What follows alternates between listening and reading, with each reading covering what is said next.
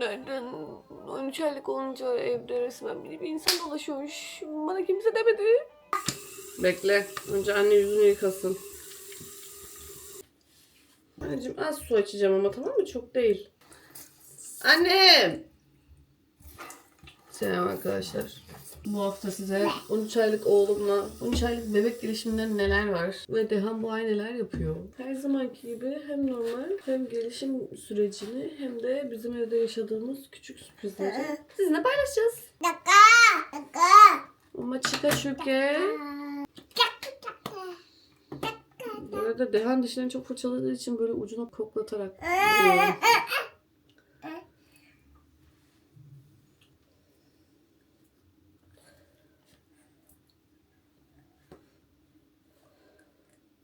Yani bir surat yıkamak ne kadar uzun sürebilirse o kadar uzun sürüyor. Şu an tam 8 dakika olmuş yüzümü yıkamam. Olsun, yüzümü yıkayabildiğime de şükrediyorum. Normalde çocuk diş fırçası kullanmam lazım ama asla kabul etmiyor. İlla bizimkileri kullanıyor. O yüzden biz de böyle koklata koklata sürüyormuş gibi yapıp kendi diş fırçamızdan daha böyle yumuşak kıllı kullanarak Reyhan'la paylaşıyoruz. 13 aylık bebekler artık çevresindeki her şeyi anlamlandırmaya başlıyor. İçeri git dedim diye bas bas bağırıyor, duydunuz mu? Niye ağlıyor biliyor musunuz? Elini yüzünü yıkamadım diye sabahtan beri ağlıyor.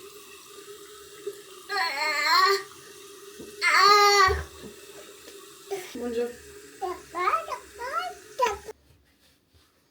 Bu ay beklenen şeylerden bir tanesi de basit eşleştirmeler. Mesela doğru kapağa doğru kaba koyması gibi şeyler. Hem bu ay sebep sonuç oyunlarına dalmış durumda. En azından bir 20 dakika ona o oyuncakları verirsem kitleniyor şükür. Bahsettiğim oyuncaklar bunlar. Biraz sonra videolarda da gösteririm. Evet, araba. Bunları eşleştirme gibi şeyler. Bunları böyle çekip takma. Efendime söyleyeyim. Bunun içinden gözükmüyor ama şunun içinden parçaları geçirme falan. Bu tür oyunlar şu an sebep sonuç ilişkisi kurabildiği oyunlar. Tak yere. İşte Dehan burada bir 15 dakikadır falan şununla uğraşıyor. Bu insanlar hem konuşup hem video nasıl çekiyorlar ya? Bir şey diyeceğim. Ben uzun zamandır makyaj yapmamışım ki. Önce rimel sürdüm far sürmem gerekirken. Ben gerçekten makyaj yapmayı bunları unutmuşum. Nereden açıldığını hatırlamadım bir an. Evet arkadaşlar, bir yandan anne gel. Kapat onu. Kapatamam. Git. Sen niye inatla buraya geldin? Gelişim başlıkları genelde motor, bilişsel, sosyal, dil olarak ayrılıyor ama bazı bölümlerde birbirine karışıyor bunlar da. Önce motor gelişiminden başlayalım. Bu ay çoğu bebek kendi başına ayağa kalkıp kısa bir süre dengede durabiliyor ve tutunarak yan yan yürüyebiliyor. Ama Dehan bildiğiniz üzere birazcık koşma moduna geçtiği için orayı erken atladım. Dehan artık evde uçuyor. Koltuklardan atlamaya çok alıştı. Yataktan bir ara çok fazla atlıyordu. O yüzden artık en son yatak mı alayım, biliyorsunuz yataktan düştü videomu. Yatak mı alayım yoksa şey mi alayım, korumalık mı alayım falan derken yatak almanın mantıklı olmadığına karar verdim. Çünkü Dehan sonuçta evde ayrı bir yatakta yatmıyor. Benle yatıyor her türlü. Hala emdiği için. Bana da rahat oluyor, ona da rahat oluyor ve aslında kocam yok. Kocam olmadığı için ayrı bir yatakta yatırmanın da bir anlamı mantığı yok diye düşünerekten aynı yatakta yatmayı doğru bulduk ve korumalık aldık. Uzun zaman sonra makyaj yaptığım için çok garip hissediyorum kendimi. Motor gelişimi olarak baktığınız zaman artık çocuklar eğilip kalkabiliyor. İşte bir şeyleri iki parmağıyla, böyle ince iki parmağıyla yakalayıp hareket ettirebiliyor. Kapı açabiliyor zart diye. Hoş geldin. Çeşme musluk açabiliyor. Yani hareketleri çok daha hızlı artık. Sen o sandalyenin üstünde bir kere nasıl duruyorsun? Çut çut çut çut. Bebeklerin bir kısmı bu dönem artık yavaş yavaş yürüdüğü gibi. Neyse, bebeklerin bir kısmı bu dönemde artık birkaç adım atabilir. Yürüme arkadaşıyla yürüyebilir. Koltuktan mesela destek alarak ilerleyebilir. Dehan koşuyor hobi olarak. Kız çocukları sanırım daha erken adım atıyormuş erkeklere göre. Bizim çocuk da kız çocuk gibi biraz erken giden kısımdan. Hiç gerek yok. Yavaş yavaş yürüsün. Bırakın yatsın ya çocuk. Hareket etmeye başlayınca o kadar yapacak şeyimiz oluyor ki. Bak mesela. Kapatma. O yüzden tek gözünüzün her türlü orada olması lazım. Yoksa ne yapacağı belli değil. Bu dönemde çocuklar içine oyuncak koyduğunuz kutudan oyuncakları çıkarabilir. Topla geri. Koy içine. Şekil eşleştirme oyunlarıyla oynayabilir.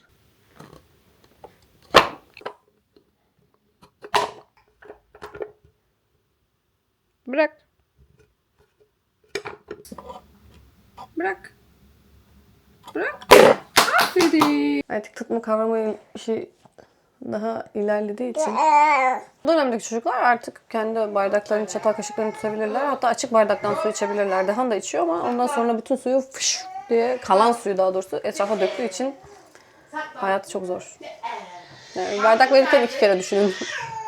Kıyafet giydirirken mesela kollarını uzatabiliyor, yukarı kaldırabiliyor çıkartırken. Böyle motor tepkileri biraz daha netleşiyor bu dönemde. Bilişsel gelişimde ise oyuncakların yerini hatırlaması, işte bir şeyi nereye koyduğunu bilmesi, basit eşleştirmeler yapabilmesi. Yani her şey tamamen böyle neden-sonuç ilişkisinin daha iyi anlaşıldığı döneme odaklı. Bu ayki gelişimde sosyal gelişimi artık taklit davranışları daha çok artıyor. Mesela süpürgeyi görünce ben de süpürmek istiyorum diyebilir ya da işte temizlik yaparken sizi görüyorsa aynı hareketleri yapmak isteyebilir. Bazı bebekler bu dönem al-ver oyununu çok daha çok anlamlı şekilde yapabiliyor. Dehan da verdiği bir şey geri veriyor ama tabii bunu kendi keyfine göre yaptığı için bazen hiç sallamadığı da oluyor. Dil gelişimi de bu dönemde küçük adımlarla artıyor. Birçok bebek birkaç anlamlı ses çıkarabiliyor ya da bazı kelimeleri artık anlayabiliyor. Getir, götür, ışık açtık, işte lamba kapattık vesaire. Çoğunu anlıyor artık çocuklar. Ama Dehan daha çok konuşuyor ve benim bile anlam verebildiğim basit komutları anlayabiliyor. Bazen işte mesela kitabı getir, defteri getir sürekli kullandığım şeyler olduğu için anlaması normal ama gözlüğü al gel ya da ne bileyim koltuktan yastık getir falan dediğin zaman onları da anlıyor. At çöpe. O Dehan'ın çöpü. Evet. Aferin. Hadi gel. Mesela arkadaşlar Dehan'a git otur bekle deyince yemek yiyeceği zaman gidip orada oturup bekliyor böyle. Hadi hadi hadi. Geliyorum. Kahvaltımız çorba. Çorba, çorba. Otur. Tamam, önünü kapatalım. Anlamıyorsa da acaba elimle gösterdiğim için mi yapıyor? Ben henüz bunu anlamış değilim ama böyle şeyleri yapabiliyor. Ve Deha'nın en büyük artısı şu an 75'e yakın kelimesi var. Hayvan ses. Bu arada hayvan sesleri de kelimeden sayılıyor çocuk dilinde. Başla, buradan başla. 3 maca. Bu ne? Elma. Bu ne? Fruto di so. Maca. 그럼 태연아. 태연아. Kirin. Nerede Kirin? Oo. Araba. Araba nerede? Bisiklet. Biditek. Biditek nerede? Nerede kobuk? Hayır o kobuk değil. Timsah. Ago. Bisiklet nerede? Aa, maca. At gibi. At gibi. Evet. Limonu bul ama önce. Limon şu tarafta bak. Evet. Limon yiyince suratımız yamuluyor değil mi anne? Hayvan seslerini çok net çıkarabiliyor. Mesela karganın ve güvercinin ayrı sesler olduğunu, küçük kuşların cik cik gibi sesler çıkardığını bile çok net bir şekilde söyleyebiliyor. Sonra işte bir şey istiyorsa bardak, su, çilek. Bardak. Bardak. Bu şeyleri söyleyebiliyor. Acıktıysa mama, efendime söyleyeyim. Tuvalete geldiyse çiş. Organlarını çok net tanıyor. İşte göz, burun, ağız, kulak nerede hepsini söyleyebiliyor. Sebzeleri iyi biliyor. Sebzelerle bayağı iyiyiz. Renklerle bu ara bir git gel yaşıyor. Yavaş yavaş renkleri de anladığını düşünüyorum. Çünkü ona böyle kırmızı oyuncağı getir dersem sadece kırmızı oyuncak buluyor, getiriyor falan. Sanırım bunları yavaş yavaş değil biraz hızlı öğrendi Dehan. Dil gelişiminin hem Korece hem Türkçe komut veriyorum ben. Herkes bana asla ikisini aynı anda yapma işte çocuğun kafası karışır vesaire vesaire dediler ama ben ikisini aynı anda yapıyorum. Çünkü annem tamamen Türkçe konuşuyor. Ben Türkçe Korece konuşuyorum. Kafası karışıyor mu bilmem şu an kafası karışıyormuş gibi görünmüyor. Çünkü çek verdiğince de kitap verdiğince de aynı şeyden bahsettiğimi anlayıp bazen mesela kitap okumaya yatmaya giderken çek ba Yani kitap bakalım ama işte sabah mesela oturup kitap okumak istiyorsak kitap deyip kendini gösteriyor. Çünkü sabah anneannesiyle beraber oynadığı için çekba dediğinde anneannenin anlamayacağını biliyor. Ama benim anladığımı da bildiği için mesela çekbayı yataktayken daha çok bana kullanıyor bunu. Yani bu ay bizim için en net gelişim ayı oldu. 13. ayda o kadar hızlı bir gelişme yaşadık ki sanki bir bebeğim değil de bir oğlum var. Kendimi yakında işe gönderebilecek seviyede hissediyorum. Dehan yakında böyle hani işe başlarsa şaşırmayın. Son olarak diş konusu. Mesela bazı bebeklerde 13. ayda ilk yeni dişleri çıkmış olabiliyor. Bazı bebeklerde işte 4 yukarıda 3 aşağıda gibi olabiliyor. Bazen 4-4 olabiliyor falan. Dehan'ın şu an ağzında 14 tane dişi... Henüz 13 aylıkken 14 tane diş çıkardık. 6 diş aynı anda çıkıyor dedim ama o kadar hızlı aynı dişleri aynı anda çıkmaya başladı ki 7 dişi şu an aynı anda çıkıyor. Baştaki o her şeye ağlayan huzursuzluğu gitti. Acıdan değil keyfi ağladığını bildiğim için de daha rahat. Evet, devamını içeriden anlatacağım. Araba! Nerede araba?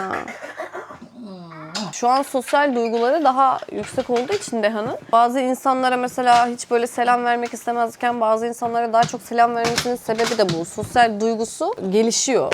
Bu dönemden önce Dehan mesela herkese merhaba diyordu. Herkesin kucağına gidiyordu. Şimdi biraz daha seçici. Mesela adama bakıyor, adamın tipinde meymenet yok. Diyor ki ben bu adama gitmem. Ben bu adama selam vermem. Bazı çocuklarla oynamak isteyip bazı çocukların oynamasına izin vermemesinin sebebi de bu. Sosyal duygusunun gelişiyor olmasından kaynaklı. Bu arada taklit etme işinde çok iyi. Mesela kitap okuyormuş gibi taklit ediyor olması da çok tatlı. Ne yapıyor anneciğim onunla?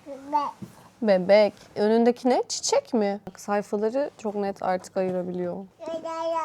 Evet, tekerlek. En tatlı gelişmesi bence böyle al, koy, ört. Ürt demesi. Gel gel gel demesi falan. Çok acayip tatlı. Değil mi? Dil gelişimi çok önemli bu dönemde bence. Bu arada yanlış yaptığı zaman suratıma bakıp düzeltmemi bekliyor. Ve düzeltirsem onu tekrar söylüyor bak mesela. Dehan çamcari nerede? Bu ne? Çamcari. Bir daha. Çamcari. Böcek.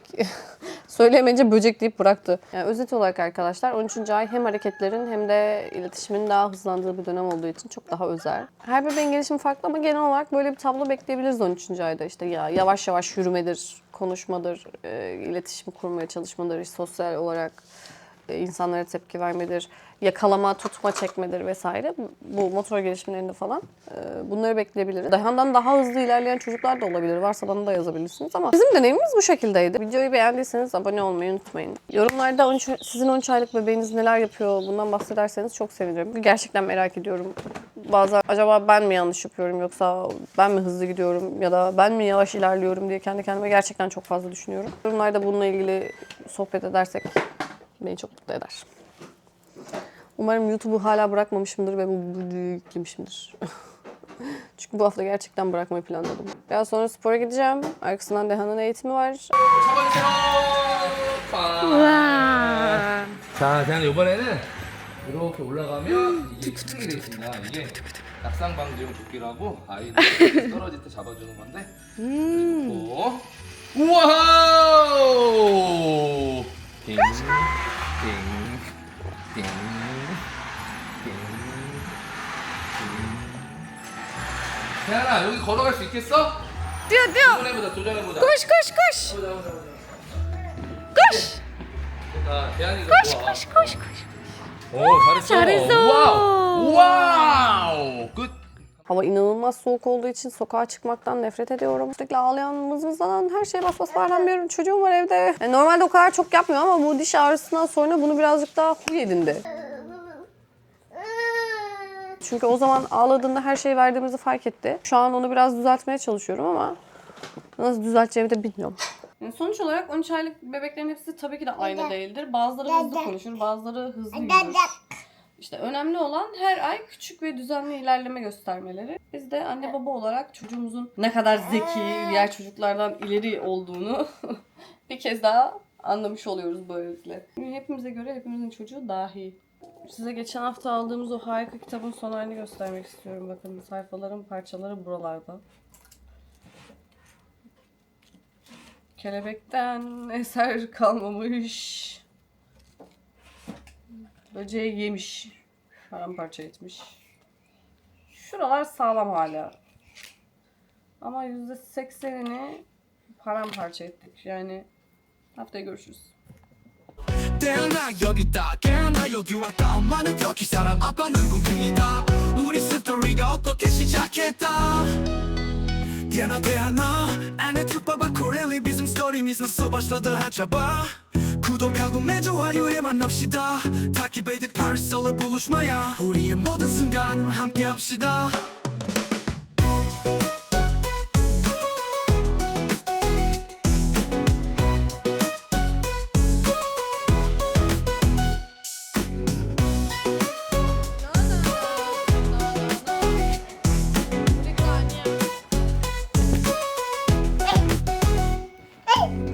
태어나 여기 있다 태어나 여기 왔다 엄마는 터키 사람 아빠는 한국인이다 우리 스토리가 어떻게 시작했다 태어나 안에 특파바 코렐리 bizim story'miz nasıl başladı acaba 구독하고 내 좋아요에 만납시다 takip edip Paris'la buluşmaya 우리의 모든 순간 함께 합시다